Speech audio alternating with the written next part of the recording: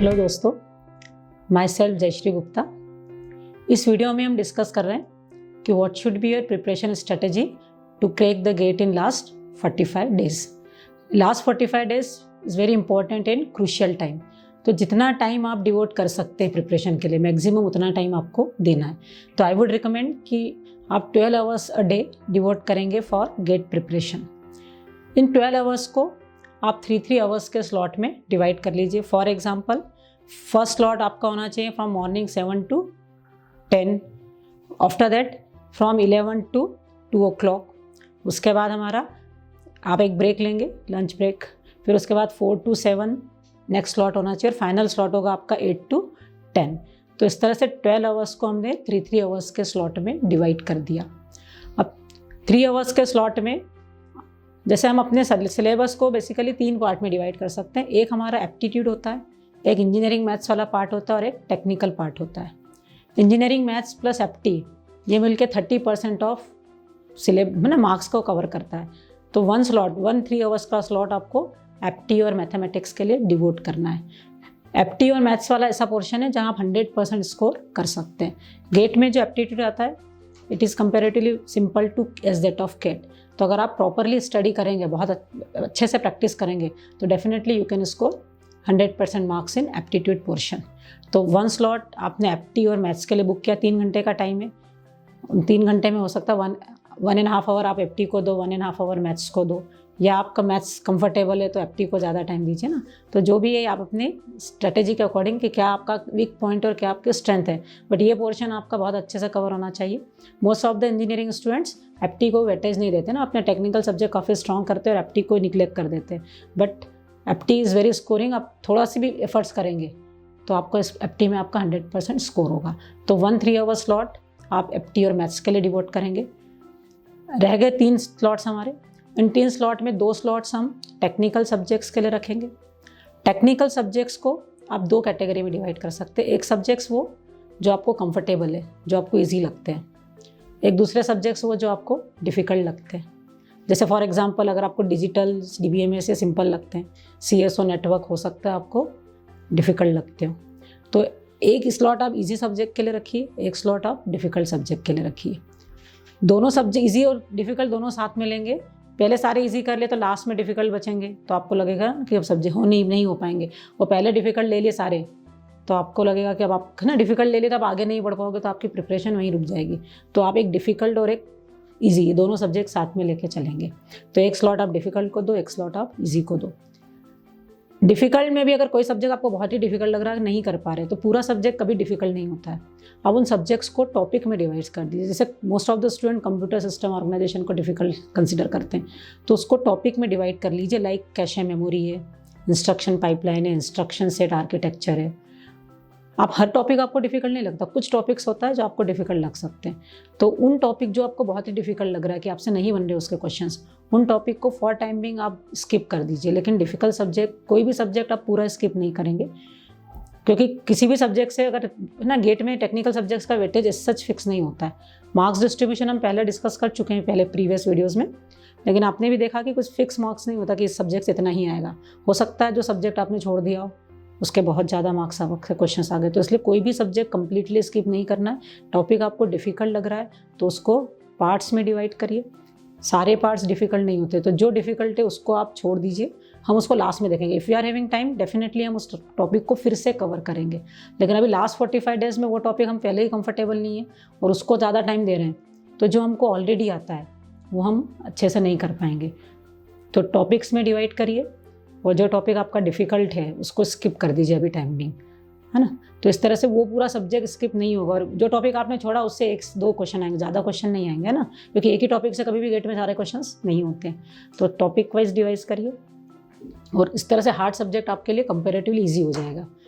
तो एक easy subject किया, एक हार्ड सब्जेक्ट किया, तो 3 स्लॉट हो गए हमारे। एक स्लॉट हमने मैथ्स एप्टी को डिवोट किया, एक स्लॉट हमने ईजी सब्जेक्ट को डिवोट किया, एक स्लॉट हमने हार्ड सब्जेक्ट को डिवोट किया। अब बचा लास्ट स्लॉट और ये स्लॉट आपका टेस्ट का होगा। आपको डेली एक टेस्ट देना है। पहले जब आप सब्जेक्ट्स पढ़ रहे हैं, सब्जेक्ट का ना, आज जैसे मैंने डिस्क्रीट लिया है तो डिस्क्रीट का फर्स्ट टॉपिक लिया, फंक्शन रिलेशन लिया है, तो आज मैं टॉपिक वाइज टेस्ट दूंगी फॉर फंक्शन एंड रिलेशन। तो जो है ना, तो पहले आप टॉपिक वाइज टेस्ट देंगे, सब्जेक्ट जब कंप्लीट हो गया तो कंप्लीट सब्जेक्ट की टेस्ट देंगे, और फाइनली जब सारे सब्जेक्ट्स आपके कंप्लीट होने लगेंगे तब आप फुल लेंथ टेस्ट देंगे। तो 1 slot is reserve for test daily देना है। बिना टेस्ट के आप नहीं पता कर पाएंगे कि आप किस लेवल पे आपने जो प्रिपेयर किया वो आपको मार्क्स भी दे रहा है या नहीं दे रहा है। तो test is must, 1 slot you should dedicated for test only, है ना। तो अब ठीक है, हमने फर्स्ट सब्जेक्ट कर लिया, सेकंड से, तो how we come to know कि हमारा सब्जेक्ट कंप्लीट हो गया है, ठीक है ना। हमने पढ़ तो सब लिया लेकिन हम कर भी पा रहे हैं या नहीं, तो ये चीज़ हम कैसे पता करेंगे। तो टेस्ट हमारे लिए इम्पोर्टेंट पैरामीटर होगा। तो टेस्ट में सबसे पहले तो आपको क्या टेस्ट देना है, क्या चेक करना है। तो सबसे पहले तो आपको गेट के प्रीवियस ईयर क्वेश्चंस करने हैं। प्रीवियस ईयर क्वेश्चन आपके लिए डेटा में, अगर प्रीवियस ईयर क्वेश्चंस आपको बन रहे हैं तो आपकी प्रिपरेशन अप टू मार्क्स है। प्रीवियस ईयर क्वेश्चंस में प्रॉब्लम आ रही है मतलब कहीं ना कहीं आपके उस सब्जेक्ट में कमी रह गई है। तो जो नोट्स आपके पास है उन नोट्स को फिर से रिवाइज करो, क्या कमी रह गई है, क्या क्वेश्चंस किस टॉपिक के क्वेश्चंस आपसे गेट के नहीं बन रहे हैं, उन टॉपिक्स के क्वेश्चंस आप उन टॉपिक्स को आइडेंटिफाई करो, उनको फिर से स्टडी करो। अब प्रीवियस ईयर क्वेश्चन भी गेट के बहुत सारे अवेलेबल है, तो क्या करना है क्या नहीं करना है। तो आई वुड रिकमेंड कि आप 2003 ऑनवर्ड करिए ना, ज़्यादा पुराने पेपर्स करने की ज़रूरत नहीं, 2003 से लेकर 2019 तक करना है। उसमें भी 2003 से 16 तक के पेपर्स आप सब्जेक्ट वाइज कर लीजिए। अभी आप डिस्क्रीट मैथ्स पढ़ रहे हो तो डिस्क्रीट के कर लीजिए, CSO पढ़ रहे हैं तो CSO के कर लीजिए। तो 2003 to 2016 आप सब्जेक्ट वाइज करेंगे। 17, 18 और 19 ये 3 ईयर के पेपर आप लास्ट में फुल लेंथ टेस्ट के फॉर्म में देंगे। 17, 18 और 19 में एडवांटेज ये होगा कि 17 का पेपर मॉडरेट था, 18 का डिफ़िकल्ट था, 19 का ईजी था। तो तीनों लेवल के पेपर आते हैं, तो आप किस तरह से अप्रोच करेंगे, आपकी क्या स्ट्रेटजी होगी, आपको क्लियर हो जाएगा। तो लास्ट 3 ईयर के पेपर आप फुल लेंथ देंगे और बाकी आप टॉपिक वाइज करते जाएंगे। तो स्ट्रेटेजी मतलब प्रिपरेशन में सबसे पहला जो है test paper previous year questions आपको ज़रूर करने हैं। उसके अलावा जो आप टेस्ट सीरीज़ दे रहे हैं वो टेस्ट सीरीज़ के तो आपको टॉपिक वाइज करते ही जाना है। अब आपने टेस्ट अटैम्प्ट किया, अब उस टेस्ट को हम कैसे एनालिसिस है ना, सिर्फ टेस्ट दे दिया आपको मार्क्स भी आ गए तो दैट इज़ नॉट सफिशिएंट। उससे भी इम्पॉर्टेंट है आपके स्ट्रेटजी में टेस्ट एनालिसिस, सबसे इम्पॉर्टेंट पॉइंट है। सब्जेक्ट पढ़ा, टेस्ट दिया और उसके बाद टेस्ट की एनालिसिस। बिना एनालिसिस से सिर्फ टेस्ट देना इससे कुछ भी नहीं होता, कोई इंप्रूवमेंट नहीं होगा। आपने टेस्ट दे दिया तो टेस्ट एनालिसिस करना है। तो किस तरह से एनालिसिस करना है कि आप क्वेश्चंस को 3 कैटेगरी में डिवाइड करो। एक जो आपने अटेम्प्ट किए और करेक्ट हुए, एक जो आपने अटेम्प्ट किए हैं और इनकरेक्ट रहे, और एक जो आपने अटेम्प्ट ही नहीं कर पाए। सबसे पहले हम वो एनालिसिस करेंगे कि हमने अटेम्प्ट किए थे और वो करेक्ट हैं। जनरली हम इन ऐसे क्वेश्चंस को इग्नोर कर देते हैं कि हमारा तो सही है, उसको क्या देखना, नहीं, उसका भी सोल्यूशन आपको देखना है। हो सकता है जो सोल्यूशन प्रोवाइड किया गया वो कहीं कम टाइम में हो रहा है और आपने एक बहुत बड़ी अप्रोच फॉलो की। तो पहले तो वो जो आपके करेक्ट हुए उनको देख लीजिए कि आपकी अप्रोच और सोल्यूशन वाली अप्रोच सेम है या डिफरेंट, और कौन सी बेटर हो सकता है सोल्यूशन की नहीं बेटर हो, आपकी बेटर हो। तो विच वन इज़ बेटर आप कंपेयर करिए और जो भी आपको लगता है उसकी फाइनल स्ट्रेटेजी आप डिसाइड करिए। तो जो करेक्ट हो गए वो हमने देख लिए। अब जो हम आते हैं इंपॉर्टेंट कि हमारे गलत क्यों हुए, है ना। तो जो इनकरेक्ट हुए उनको हम एनालिसिस करेंगे। इनकरेक्ट क्यों हुए उसके हमारे बेसिकली 3 रीज़न हो सकते हैं। एक रीज़न जिसको हम कहते हैं हमने सिली मिस्टेक कर दी। दूसरा रीज़न कि मैंने क्वेश्चन ही पूरा नहीं पढ़ा और उसके पहले आंसर दे दिया, पूछा कुछ और था, हमने निकाल कुछ और दिया। तो एक सिली मिस्टेक, एक हमने क्वेश्चन कम्प्लीटली रीड नहीं किया, और तीसरा जो होता कि क्वेश्चन भी कम्प्लीटली रीड किया था, हमने जो कैलकुलेशन की उसमें भी कोई मिस्टेक नहीं, हमारा कंसेप्ट ही गलत था। तो सबसे पहले मैं सिली मिस्टेक्स वाले टॉपिक को डिस्कस करूँ, पॉइंट को लेना चाहूँगी कि अगर आपकी सिली मिस्टेक्स हो रही है, मतलब जैसे सिली मिस्टेक का एक एग्जांपल है कि कंप्यूटेशन, आप कैलकुलेशन मैन्युअल है ना, फास्टर करने के लिए कैलकुलेशन डेफिनेटली मैं रिकमेंड करूँगी कि आप खुद से करिए। कैलकुलेटर से करेंगे, ऑनलाइन कैलकुलेटर है, टाइम लेगा, तो कैलकुलेशन आप खुद से करेंगे। लेकिन अगर आपकी मैन्युअल कैलकुलेशन फ्रिक्वेंटली रॉन्ग होती है या 40% भी रॉन्ग हो जाती है, तो मैं रिकमेंड करूँगी कि आप ऑनलाइन कैलकुलेटर को यूज़ करें, है ना। गलत हो रहा है 40% ऑफ टाइम और आप फिर भी खुद ही कर रहे हैं, तो टाइम सेव करके भी आपको कुछ नहीं मिलेगा, निगेटिव मार्क्स होंगे। तो अगर आपकी मैन्युअल कैलकुलेशन गलत होती है तो आप ऑनलाइन कैलकुलेटर्स की काफ़ी अच्छे से प्रैक्टिस करेंगे। तो एक जो सिली मिस्टेक होती है वो कैलकुलेशन होती है। दूसरी जो सिली मिस्टेक होती है कि हमने यूनिट ही नहीं पढ़ा था, कि बिट्स में पूछा है कि बाइट्स में पूछा है, मीटर में पूछा है, किलोमीटर में पूछा है, हमने यूनिट ही नहीं पढ़ी थी और आंसर निकाल लिया। एफिशिएंसी पूछी है तो परसेंट में पूछा है या फ्रैक्शन में पूछा है। आंसर निकालने से पहले ये सभी चीज़ें इंश्योर करिए, तो आपकी सिली मिस्टेक्स कंट्रोल में होगी। आप हर पेपर में देखो कि आप क्या मिस्टेक फ्रिक्वेंटली कर रहे हो। तो आप जब भी उस टाइप की कोई चीज़ करोगे तो आपको एक माइंड में रहेगा कि मैं ये मिस्टेक करता हूँ, तो उस टाइम फिर हम उस मिस्टेक को नहीं करेंगे। तो रिपीटेशन क्या हो रहा है, अगर ये हम ऑब्जर्व करेंगे तो we can control our silly mistake. What type of silly mistake हम फ्रिक्वेंटली कर रहे हैं, तो वो हम थोड़ा केयरफुल हो जाएंगे तो वो मिस्टेक हमारी कम होगी। तो एक जो मिस्टेक होने का रीज़न था सिली मिस्टेक। दूसरा जो रीज़न हमने देखा है कि हम क्वेश्चन ही पढ़ते नहीं हैं, क्वेश्चन ही नहीं पढ़ा है, ट्रू पूछा है कि फॉल्स और हमने सिलेक्ट कर लिया ट्रू मान के या फॉल्स अज्यूम करके। तो आप क्वेश्चन पूरा पढ़ो, है ना, क्योंकि बहुत सिंपल क्वेश्चन होता तो ये फ्रिक्वेंटली एरर होती कि हम पूरा ही नहीं पढ़ रहे। तो बहुत सिंपल है, हमको आता है, हमने पूरा ही नहीं पढ़ा और इसलिए हमारा वो क्या हो गया, गलत हो गया, है ना। तो अगर ये दो तरह की मिस्टेक हो रही है कि सिली मिस्टेक हो रही है या क्वेश्चन इनकरेक्ट पढ़ा है, तो ये आप थोड़ा केयरफुल होकर ये मिस्टेक्स आप मिनिमाइज कर सकते हैं।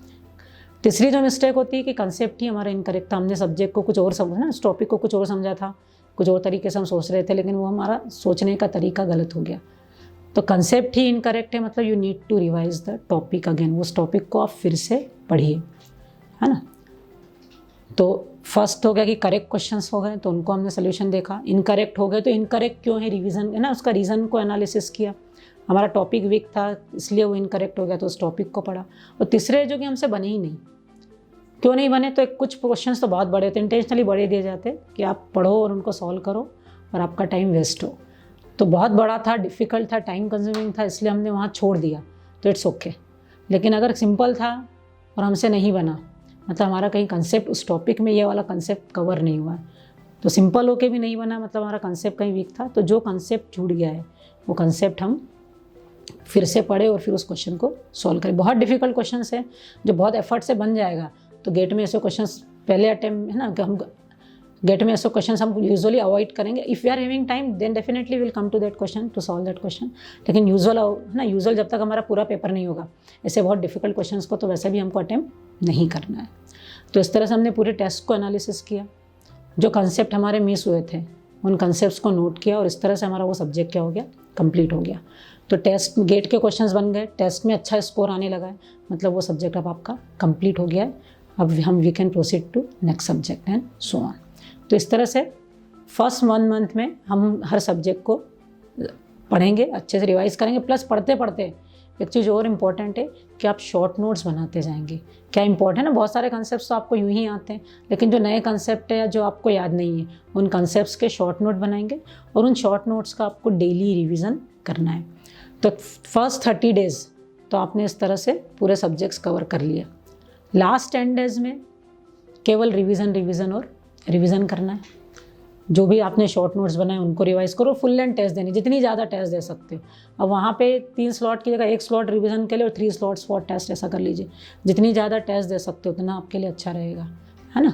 और टेस्ट के स्कोर से डिमोटिवेट नहीं होना। अच्छा स्कोर आ रहा बहुत अच्छी बात है, अच्छा स्कोर नहीं आ रहा तो क्यों नहीं आ रहा, क्या हमारी वीकनेस रह गई थी, वो उनको कवर, ना 10 डेज़ भी सफिशिएंट होते हैं आपको कवर करने के लिए। गिव अप नहीं करना है। कम स्कोर आ रहा है लास्ट 10 डेज़ में भी तो भी कोई प्रॉब्लम नहीं है, क्यों कम आ रहा है वो देखिए और उसको कवर करने की कोशिश करिए। तो last 10 days full length test plus weakness, अपनी क्या क्या वीकनेस है, वो वीकनेस क्या है पेपर देने पे आपको क्लियर होगा कि कौन सा सब्जेक्ट आपको याद नहीं रहता है, कौन सा सब्जेक्ट में आपको ज़्यादा रिवीजन रिक्वायर्ड है, कौन सा टॉपिक आपका वीक रह गया, है ना। तो लास्ट 10 डेज़ में आप जितने ज़्यादा फुल लेंथ टेस्ट दे सकते हैं लेस 10 दीजिए और उनसे अपनी स्ट्रेंथ और वीकनेस को देखिए। और लास्ट जो 2-3 दिन बचे उसमें आप फुल्ली रिलैक्स रहेंगे, केवल अपने शॉर्ट नोट्स रिवाइज करते रहेंगे, है ना। और ज़्यादा स्ट्रेस नहीं लेना है, रिलैक्स होके शॉर्ट नोट्स रिवाइज करना है और ज़्यादा नहीं सोचना है। अब have a faith in yourself, आपने सफिशिएंट हार्डवर्क किया तो definitely you will get very good score. तो अगर इस स्ट्रेटेजी को हम फॉलो करते हैं तो हमारा पूरा 45 डेज़ में बहुत अच्छे से वेल प्रिपरेशन हो जाएगी और डेफिनेटली हमारी एक बहुत अच्छी रैंक के साथ हम गेट क्रैक कर लेंगे। Thank you for watching this video. If you are having some doubt or query, please comment below. We will solve your doubt live very soon. Thank you.